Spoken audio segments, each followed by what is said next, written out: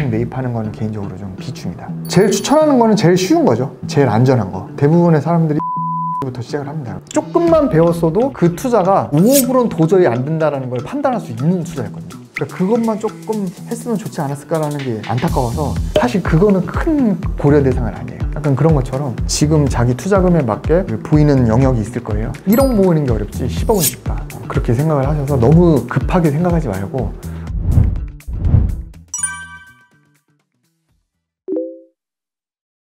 요거는 사실은 주식으로 치면은 잡주라고 보시면 돼요. 근데 우리가 잡주를 사는 이유는 도 아니면 뭐죠? 이게 뻥튀기가 되거나 아니면은 진짜 그냥 상장 폐지가 되거나 약간 그런 건데, 도박성에 가까운 거라고 저는 보여지고, 빌라 같은 경우를 사는 경우는 그 빌라가 나중에 재개발이 되면 아파트 입주권이 되기 때문에 그 먼 미래를 보고 그런 걸 보고 사는데, 그게 나중에 돈이 될 수도 있는데 내가 잘 공부가 안 된 상태에서 사면은 그게 안 팔려고 묶이는 수가 있거든요. 그래서 저는 개인적으로는 빌라를 살 거면 경매로 조금 저렴하게 사는 거, 그런 거 방법 아니면은 그냥 매입하는 거는 개인적으로 좀 비추입니다. 제일 추천하는 거는 제일 쉬운 거죠. 제일 안전한 거. 대부분의 사람들이 이제 아파트부터 시작을 합니다. 왜냐면 아파트는 우리가 일반적으로 꼭 부동산 투자를 안 해본 사람도 그래도 실생활에서 접해봤던 상품이잖아요. 전세든 월세든 우리 엄마 집이든 아빠 집이든 삼촌 집이든 누군가 한 명은 주변에 아파트는 사니까, 아파트 상품을 이해하는 거는 조금만 공부하면 쉽기 때문에 이게 지금 똥인지 된장인지를 판단하는 게 쉬워요. 그래서 실패하기가 조금 어렵고, 그 다음에 조금 실패한다 하더라도 아파트는 그래도 좀 수요가 있기 때문에 좀 그래도 팔리는 편이거든요. 그래서 진짜 쓰레기 같은 막 나홀로 아파트에 막 진짜 막 이상한 것만 아니면 웬만한 거는 좀 아파트는 좀 난이도가 낮기 때문에 아파트부터 시작하는 게 좋고, 근데 아파트는 단점이 비싸죠. 쉽지만 투자금이 많이 들어가서 좀 어렵죠. 그런 분들은 아까 이제 다세대를 말씀하셨는데, 다세대 공부를 좀 해가지고 서울이나 경기도 쪽에 다세대를 하면 좋을 것 같고, 사실은 부동산을 좀 확장하다 보면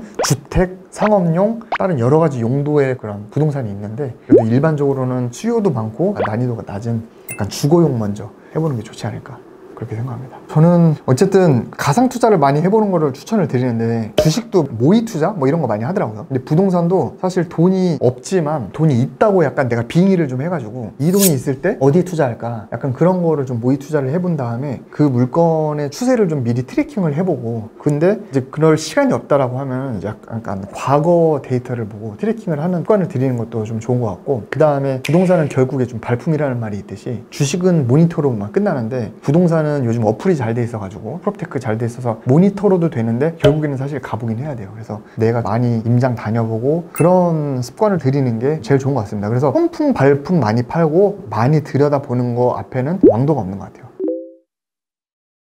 제 친구가 차를 빨간색을 차요. 차 색깔이 빨간색이에요. 근데 주변에 빨간 차를 우리는 잘 못 보잖아요. 근데 그 친구가 빨간 차를 탄 뒤로부터는 주변에 빨간 차가 보인대요. 그러니까 그 말은 뭐냐면, 내가 뭔가 관심이 가는 게 있을 때 주변에 많이 보인다고 했듯이, 임장을 가면은 어쨌든 그냥 동네를 보는 거거든요. 근데 내가 초등학생이나 중학생이 되면 고등학교 일진 형들이 보일 거고 피해야 되니까, 그 다음에 애기 엄마가 되면 또 애기들이 보일 거고, 근데 할머니가 되면 또 경로당이 보일 거고, 약간 자기 그 상황에 맞는 게 보이거든요. 근데 부동산 임장을 가면은 아까 제가 얘기했듯이 부동산 투자도 굉장히 많잖아요.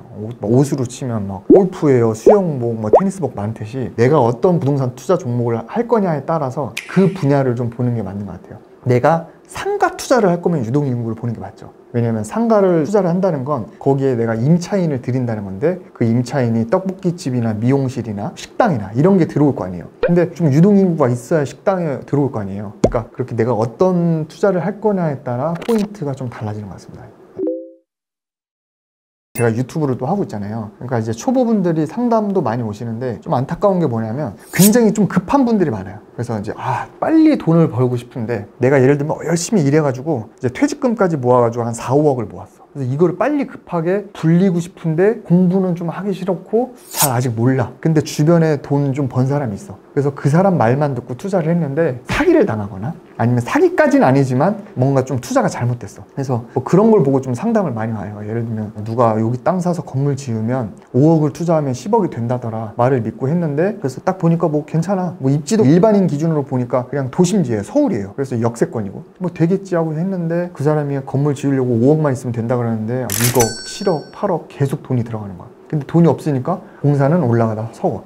그래서 상담이 왔는데, 그때 제가 안타까웠던 게, 건물을 짓는 거 관련해서 시중에 책도 많거든요. 그 책을 한두 권을 읽었거나 아니면 사실 뭐 좀 웃자고 하는 얘기인데 제 유튜브를 봤거나 아니면 그 관련된 또 강사들도 많아요. 그러면은 수강료 한 뭐 몇십만 원 좀 내고 조금만 배웠어도 그 투자가 5, 6%는 도저히 안 된다라는 걸 판단할 수 있는 투자였거든요. 그러니까 그것만 조금 했으면 좋지 않았을까라는 게 안타까워서 내가 알지 못하는 투자를 좀 피해야 될 것 같아요. 그래서 꼭 그게 건물 짓는 것뿐만이 아니고 주식, 빌라, 아파트든 뭐 아파트는 그나마 덜하죠. 근데 어떤 투자 종목이든 내가 그래도 기본적으로 조금 공부도 좀 하고 가상으로 모의 투자도 좀 해보고 어느 정도 좀 확신이 생겼을 때 투자를 해야지 그런 게 없는 상황에서 투자하는 거 그것만 피해도 여러분들은 투자금만 지켜도 사실은 중간 이상은 가는 겁니다. 어떤 모 유튜버는 100만 원 단위도 받아요. 투자를.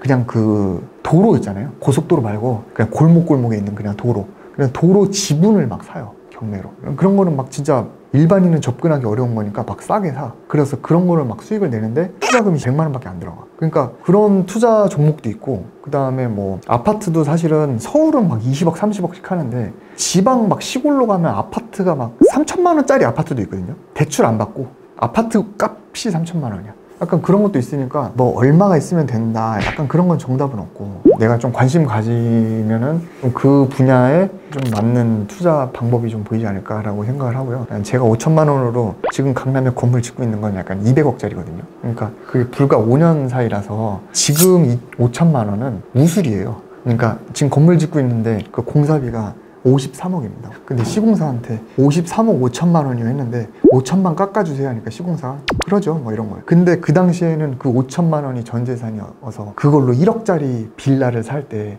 약간 그랬거든요.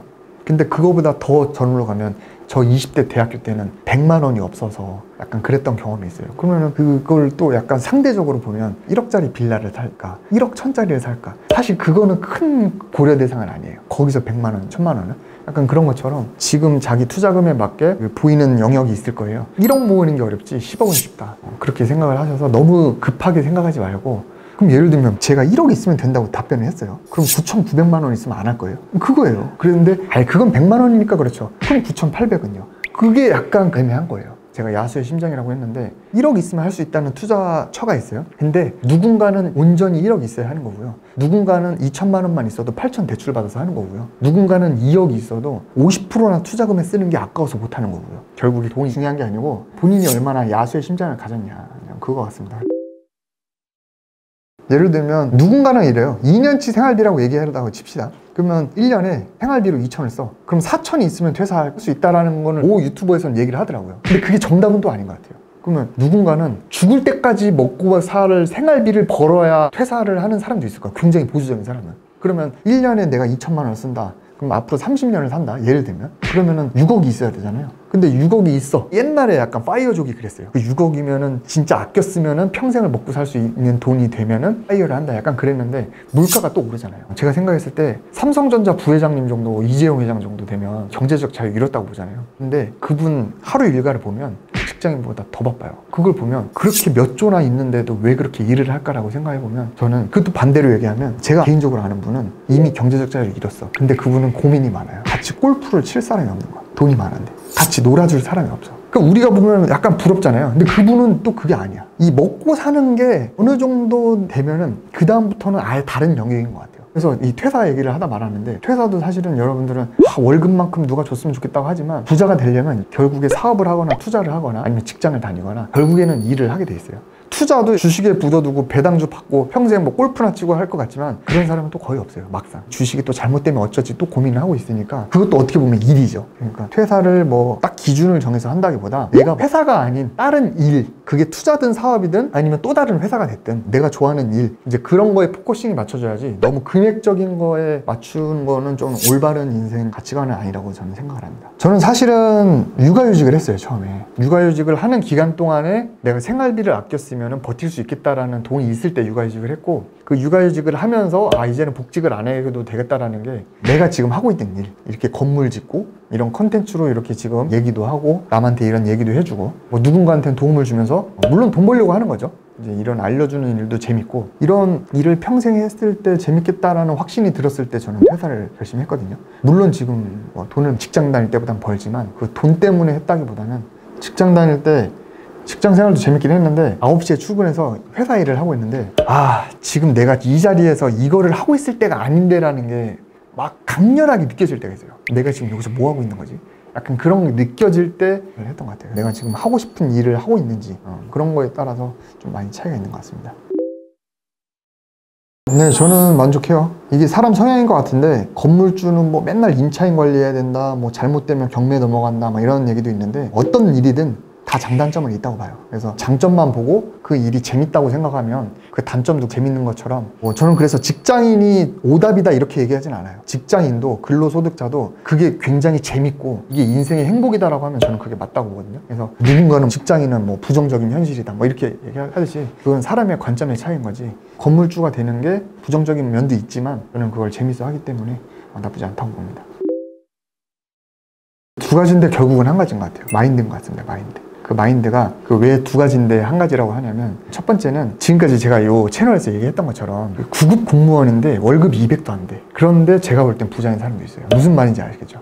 약간 그런 마인드를 얘기를 하는 거고 그 다음에 두 번째 마인드는 뭐냐면 제가 지금 이렇게 사업을 하면서 솔직히 얘기하면 직장인을 폄하하는 건 아닌데 직장인 분들이랑 대화하면 좀 안 통하는 게 있어요. 그게 왜 안 통하는 생각해보니까 마인드인 것 같아요. 사업을 하는 분이나 투자를 하는 분들은 좋게 얘기하면 진취적이고 나쁘게 얘기하면 공격적이거든요. 근데 일단은 해보려고 해요. 근데 직장인 분들은 다 그런 건 아니지만 그래도 제가 아는 직장인 대부분은 조금 보수적이에요. 항상 리스크를 먼저 생각해요. 안 되면 어떡해? 될 수도 있잖아요. 안 될 수도 있지만. 근데 안 되는 걸 먼저 생각하니까 뭐 얘기하고 으쌰으쌰 하다가도 김이 빠져. 그러니까 그런 마인드가 좀 달라요. 안 되면 되게 해야지. 그래서 약간 그런 파이팅 넘치는 마인드가 좀 부자를 만드는 것 같고 그 다음에 파이팅이 안 넘치더라도 그 수준에서 내가 행복을 찾는 마인드가 있어요. 아까 그 9급 공무원처럼. 그래서 그 두 가지가 조화를 이뤘을 때 저는 부자가 된다고 봅니다. 저는 지금까지 얘기한 게 다 하기 때문에 나만 알고 싶은 비결은 없다고 보고 그 비결이 있다면 저는 이 채널과 제 유튜브에서 다 얘기를 하고 있어요. 그래서 여러분들이 뭐 대단히 특별한 막 백종원의 막 뭐 시크릿 레시피 이런 게 있는 것 같지만 사실 부자가 되는 분들, 뭐 저도 부자는 아니지만 성공하는 분들 보면은 사실은 아까 제가 부동산 투자할 때 뭐 손품 발품 파는 거 앞에 왕도 없다라고 했던 것처럼 팁이 없어요. 그냥 좀 파는 거고 약간 그렇게 하는 사람들이 결국에 좀 성공하는 게 아닐까 라는 생각을 합니다. 2019년부터 사실은 코로나 이후에 좀 자산시장이 많이 폭등을 했어요. 그래서 그때 상대적 현타를 많이 느끼시는 분들이 계시고 그때 유튜브에 성공파리에 대한 콘텐츠가 많이 생겼습니다. 나는 이렇게 해서 돈 벌었다 너도 해봐. 그래서 그때 강의 시장도 굉장히 커졌고 그런데 저는 그게 뭐 정답이다 아니다를 떠나서 저도 사실은 그때 운이 좋아서 조금 자산이 많이 늘어난 케이스거든요. 그래서 지금 경기가 많이 안 좋아지다 보니까 그때 성공했던 분들 많이 나가 떨어졌어요. 그래서 사실 제가 제일 중요하게 생각하는 거는 여러분들도 지금까지 이걸 시청해 주셔서 감사한데 제가 뭐 잘났다 뭐 이렇게 하면 돈을 번다 뭐 대단한 팁을 얻는 것보다는 그 근본에는 시장이 좋든 안 좋든 그 태도와 마인드가 항상 깔려있지 않은가 저는 그렇게 생각을 해요. 그래서 태도나 마인드가 갖춰져 있다면 조금씩 노력하면은 충분히 언젠가는 좋은 기회가 오지 않을까라고 생각하고 반대로 저랑 비슷하게 폭등기 때 운이 좋아서 부자가 됐던 분들도 그 기본적인 태도나 마인드가 없다면 언젠가는 또 그걸 잃게 돼 있다고 저는 확신해요. 그래서 굳이 이렇게 일희일비할 필요 없이 꾸준히 본인이 하시는 일에 집중하고 그렇게 본인이 하는 일을 사랑하면서 재밌게 살아갔으면 좋겠습니다. 감사합니다.